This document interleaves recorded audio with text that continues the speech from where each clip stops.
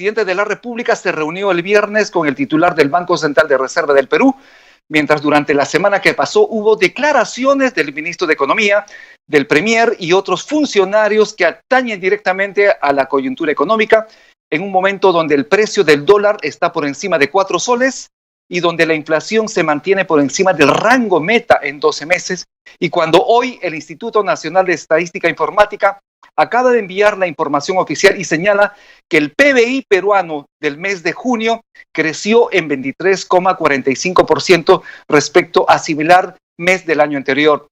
En tanto, la población ocupada en Lima metropolitana alcanza los 4.666.000 personas en el trimestre mayo, junio, julio. Sobre esto vamos a hablar hoy con Luis Miguel Castilla, a quien ya lo tenemos en la línea. Muy buenos días, economista Luis Miguel Castilla. Buenos días, Rumi, gracias por la invitación. Usted es Luis Miguel Castilla, economista, ex ministro de Economía y Finanzas, y junto a usted vamos a presentar la pregunta del día. ¿El dólar se estabilizará con la permanencia de Velarde en el BCR? Lo invitamos a responder la encuesta, lo invitamos a compartir el programa en sus redes sociales. Al final de la entrevista vamos a comentar los resultados de sus respuestas con Luis Miguel Castilla. Nuevamente le pedimos disculpas por la equivocación de su apellido, pero ya estamos en la línea. Gracias por estar en RTV. Y lo primero que tengo que indicarle, preguntarle, es lo que dice el premier Guido Bellido. Anunció anoche que el subsidio a las familias pobres en este contexto de pandemia será de 350 soles, que será un bono individual para atender directamente a las personas. ¿Qué opinión tiene usted sobre ello?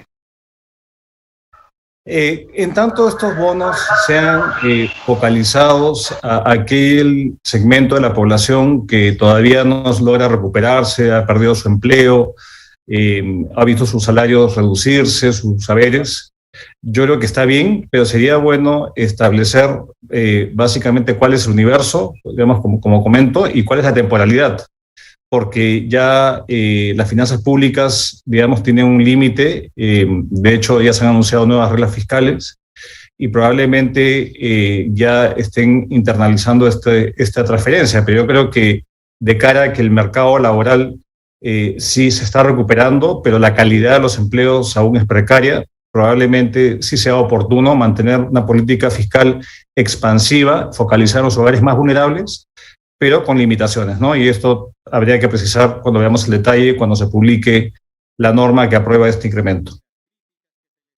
Y usted habló de la regla fiscal, ¿no? Un tema importante es justamente la decisión del Ministerio de Economía y Finanzas de que el déficit fiscal no debe ser mayor a 3,7% del PBI y la deuda pública no debe ser mayor al 38%. Explíquele usted a la gente en términos sencillos de qué se trata cuando hablamos de aminorar esa meta de déficit fiscal.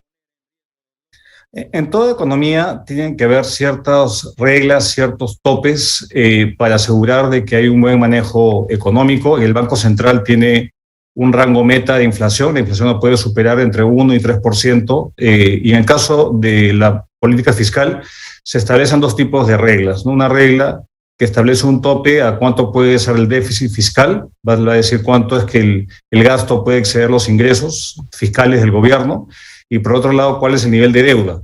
Entonces, en la actualidad, las reglas están suspendidas por la pandemia en el año 20 y el año 21, y la regla anterior fijaba un tope de 1% del déficit fiscal como porcentaje del PBI y 30% de deuda con respecto a la producción era el tope.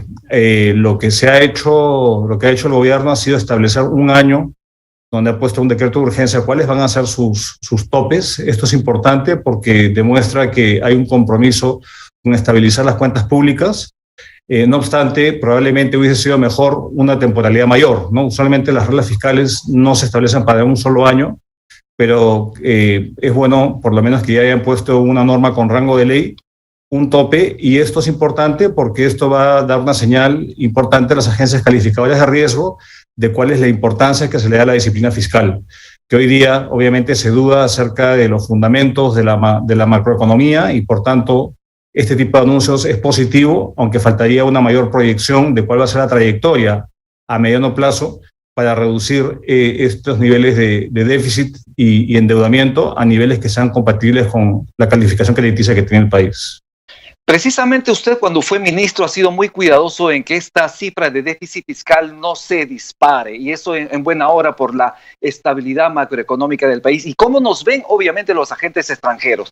Según el ministro Franque, con esa medida se permite atender también las demandas impostergables de la población y junto a ello también recurrir y hacer masivo la extensión de la vacunación, que eso es muy necesario para el país. No, desde luego, y esto es muy importante, Rumi, porque estamos a escasas 2 semanas que el presupuesto de la República del año entrante se va a presentar al Congreso, y yo creo que con esto, este tipo de metas y de indicadores, va a haber prudencia en el manejo fiscal. Si uno se remonta a lo que se había anunciado en la primera vuelta, Perú Libre tenía pues un incremento de gasto muy grande, muy significativo.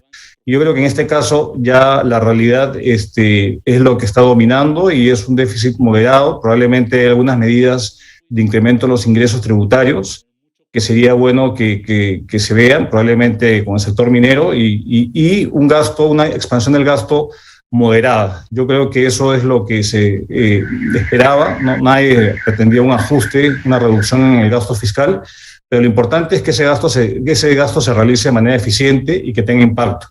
Probablemente el Ministerio esté trabajando en medidas para asegurar que esta expansión fiscal le llegue a los bolsillos de quien lo necesita y que también se cierren las brechas sociales vía la inversión pública, que es un factor importante para apuntar al crecimiento de nuestro país. A propósito de ello, el presidente Pedro Castillo había señalado en el Congreso de la República el 28 de julio que la intención de su gobierno era entregar, digamos, un bono de 700 soles. Sin embargo, anoche el premier Bellido habla de un bono de 350 soles, pero de manera individual. El bono de 700 soles era de manera grupal para aquellas familias, ¿no?, en situación de vulnerabilidad económica, pero ahora se pasa a una entrega directa de 350 soles a aquellas personas identificadas en situación de pobreza. Esto, de alguna manera, ¿cómo lo contemplaría la población? Bueno, hay que ser muy cuidadoso con esto porque, a ver, si es que se entrega, digamos, usualmente la lógica ha sido al jefe de familia, ¿no? Al jefe de familia, y ahí se entregaba el bono, y ahora si se entrega a las personas, habría que ver cuántos, digamos, miembros hay en un hogar, en promedio, si es padre, madre, 2 hijos, un abuelo, entonces ahí habría que hacer la multiplicación por 5. Entonces yo creo que es importante ver los detalles, porque no se trata de regalar la plata, sino de obviamente dirigirla a aquellos segmentos de la población que efectivamente lo necesite, porque finalmente esto no puede ser ad infinitum, todo tiene su límite, y si hay familias pues, de 5 o 6 miembros, habría que tener una lógica de aquellos que no están trabajando o que efectivamente necesitan un aporte del Estado y por un periodo, digamos, con fecha finita. Entonces, creo que el detalle hay que entenderlo para hacer un juicio de esto. Así abierto, sonaría que es más efectista y más político, más populista la medida. Pero ciertamente hay muchas familias del país que necesitan el apoyo del Estado. Y estos son los momentos en los cuales hay que usar la fortaleza fiscal con prudencia para atender esos segmentos. De otro lado, en conferencia de prensa reciente, el ministro de Justicia, Aníbal Torres, yo también en la mañana de un programa de radio, él ha señalado que lo que existe en el país no es libre mercado, sino que existe un ultraliberalismo que beneficia a pocas personas. Él ha señalado que existen monopolios, oligopolios, que prácticamente fijan los precios en el país y le hacen daño a las familias más pobres del país. Usted es liberal. Su paso en el Ministerio de Economía y Finanzas fue por la aplicación de un modelo liberal. ¿Qué nos puede decir usted de estas declaraciones del ministro Aníbal Torres? Yo creo que eso muestra un poquito un desconocimiento de cómo funciona la economía y en particular el hecho que tenemos una economía dual. Tenemos el 70% de nuestra economía es informal. Por lo tanto, ahí no hay reglas que apliquen y si en nuestro caso han habido algunos casos de abuso del poder de dominio que está, digamos, penado hoy por la ley y la Constitución lo evita, hay instituciones que deben justamente fiscalizar y evitar que haya ese abuso del poder de dominio. Entonces yo creo que el ministro haría mejor en informarse y en todo caso plantear medidas que no solamente abarquen el 30 o el 20% de la PEA o de las empresas, sino el total, ¿no? Y eso pasa por plantear medidas que reduzcan los altos niveles de informalidad. Ahora, Rumi, viendo los datos y evaluando los datos que han salido del INEI, a mí lo más preocupante, pese a la recuperación en el empleo, ha sido un incremento muy grande en la tasa de subempleo y una reducción en el empleo adecuado en Lima. Entonces, este deterioro en la calidad del empleo es un factor que es preponderante y que debe alertar digamos, la acción estatal para focalizar en eso. Yo creo que abusos siempre los hay y son condenables y se tiene que, digamos, en una economía, tienen que haber instituciones que lo regulen y que eviten cualquier tipo de abuso. Pero de ahí a decir que la economía se maneja de esa forma en su integridad, yo creo que muestra un desconocimiento y más bien que sea el ministro de Economía que hable de eso y que aplique los correctivos que tiene que hacer, y no necesariamente el ministro de Justicia, ¿no? Está Indecopi, que tiene un rol importante, y ahora que la inflación está afectando el bolsillo de los peruanos, yo creo que con más razón hay que ser cuidadoso en dar apreciaciones, digamos, que pueden no condecirse con la realidad. Así es, el INEI informó que la economía del Perú creció en junio en 23,45% y obviamente esto tiene de alguna manera impacto en el empleo. Se ha recuperado el empleo, pero usted señala que los empleos de alguna manera no son de calidad. ¿Por dónde deberíamos abonar en política fiscal, política económica, para poder tener empleos que realmente sean los adecuados para la gente? A ver, Rumi, hay un tema de calidad, pero también un tema de cantidad, ¿no? O sea, la tasa de desempleo en Lima todavía está muy elevada. Está viendo las cifras, es por encima del 9%. Y antes de la pandemia, esto era por debajo del 6%. Entonces, la tasa de desempleo en Lima aún sigue 50% por encima de lo que era pre-pandemia. Entonces, hay un tema también de cantidad. Pero si uno se fija en la calidad, hay temas que tienen que ver con el marco regulatorio, hay temas que tienen que ver con la empleabilidad de la mano de obra, con la educación, especialmente la técnica, la tecnológica, para que haya un mayor calce con las demandas del mercado y, digamos, la oferta, que hoy día está mucho más restringida. Y a pesar de ese incremento que menciona con respecto al crecimiento, gran parte es estadístico, ¿no? Ya la recuperación en el primer semestre, con tasas tan elevadas, ya se dio como factor estadístico. La previsión es que el segundo semestre se va a crecer a tasas bajas, justamente por toda la incertidumbre política y el frenón muy grande que se aplicó a la inversión privada por todas estas señales de incertidumbre que tienen sobre nuestra economía. Entonces, hay temas de largo plazo que tienen que ver con el marco regulatorio, capital humano, regulaciones, pero también en el corto plazo de estimular la inversión, en particular la inversión privada, para generar puestos de trabajo y volver a una situación de mejora, porque también se ha visto una reducción en los sueldos. La masa salarial se ha reducido más o menos en un 14%. Entonces, sí hay un tema de precarización importante en la mano de obra, en el mercado laboral que vemos en el país. Y esto tiene que ser sujeto a políticas. Yo creo que una política importante es la estabilidad y también lidiar con los focos de inflación que hay. El Banco Central, no me lo has preguntado, Rumi, pero el Banco Central ya está actuando, tratando de que la inflación, digamos que gran parte es importada, es por inflación en precios de los commodities, que son insumos para productos de la canasta básica familiar, el pollo, por ejemplo. El principal insumo es el maíz importado, que ha tenido un precio muy significativo, y ya esto es un shock transitorio de oferta. A esto se le suma obviamente la devaluación que encarece los bienes importados.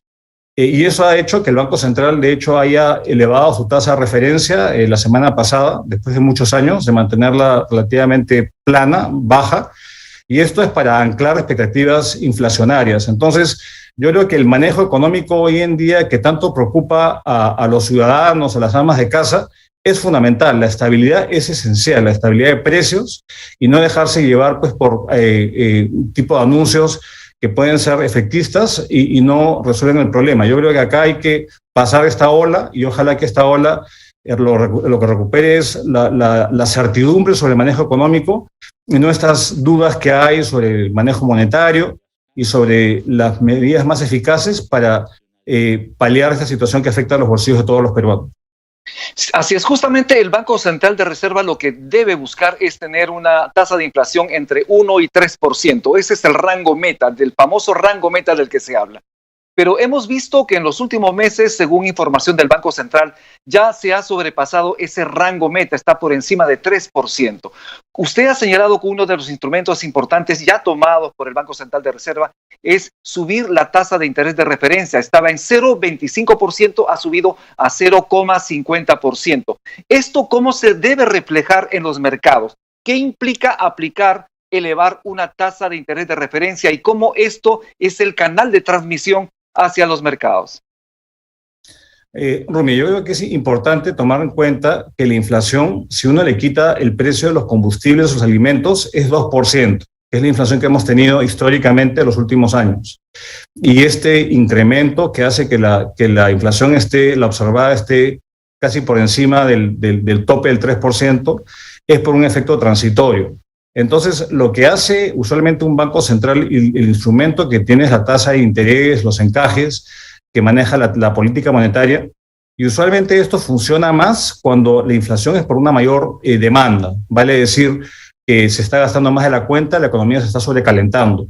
Ese no es el caso. Acá tenemos un shock de oferta que ojalá sea transitorio, y lo que ha hecho el Banco Central ha sido encarecer el costo del dinero un poquito, para dar una señal que las expectativas de inflación, que son tan importantes, se mantengan dentro del rango meta.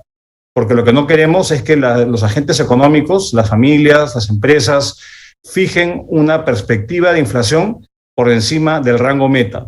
Y en el manejo monetario las expectativas son las que mandan. Entonces, por eso la importancia de haber subido la tasa, pero la tasa no va, este incremento en la política monetaria, este encarecimiento del costo del dinero, no va a significar necesariamente que baja la inflación. La inflación va a bajar una vez que se despeje la incertidumbre política que hay en el país, y eso se ve reflejado en la salida de capitales y la mayor devaluación, y que se supere este bache en los mercados internacionales, donde la oferta no ha sido capaz de abastecer la demanda internacional.